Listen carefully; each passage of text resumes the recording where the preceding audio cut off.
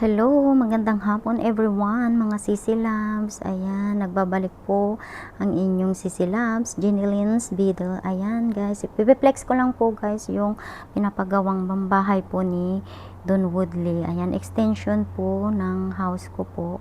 Ayan, 3-story po siya. Ayan, ito po ay 1 room po ni ate.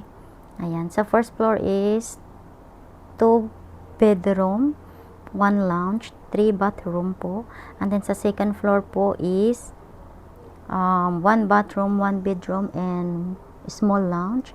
And then sa third floor po is relaxing place po yan siya.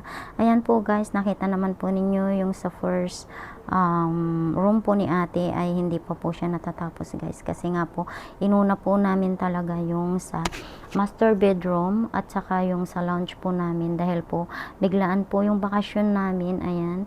At finally guys, nakapagbakasyon din sa wakas. At ayan nga, ako na po yung nagbibideo dyan. Ay na, nagpintas ko na nagmaytirik na ko na aray ko, pakak ko na ni gabgab. Pero anyway guys, ayan, hindi pa po siya natatapos pero nakikita na rin po yung outcome niya. At ayan, ako nga po pala dyan guys, yung sa nag-drawing sa plan, yan. Pero si kuya po ay, siya po yung nag-design. Ayan, may mga tinanggal din po siya sa aking plan. So, ayan nga, yan po yung kinalabasan niya guys, which is so super ganda. At sa akin po ay syempre nagagandahan po ako dahil po iba-iba din naman po tayo ng ating paningin kung maganda po ba o hindi, di ba? Aray pakak ko na ni Gab.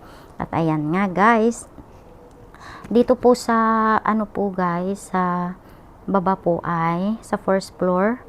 Ayan po, 3 bathroom po yan siya. And then 2 bedroom. And then po ito po, dito po namin in extension, ito po yung old house na pinagawa po ni Don Woodley sa akin. Actually, hindi naman po siya old, but it's anyway, first house ko po na pinagawa niya. Ayan. Yan po yung check ko. Diyan po namin i-dedicate. And then, diyan po ay 2 bedroom, 1 kitchen, maliit na lounge, 1 bathroom sa first floor. And then sa second floor po is 2 bedroom, 1 bathroom, 1 lounge, and 1 terrace po na maliit. At ayan, medyo masikip po kaya ganun po, nakapagpa-extension po ako guys. Ayan, nagmayat itirik na ko na nakaawid ka kunana ken nakita iti pinagkagastusan kunada. Ayan, so holiday is real kunada nga rod kakabsat mga Sisi Labs. Ayan nga guys, masarap sa pakiramdam. At ito nga guys, then naglagay din po kami ng pansamantalang pananim dyan para hindi boring, snake plant. Nakapat po yan, di pa po permanent. At ayan nga guys, well anyway, thank you for watching and goodbye.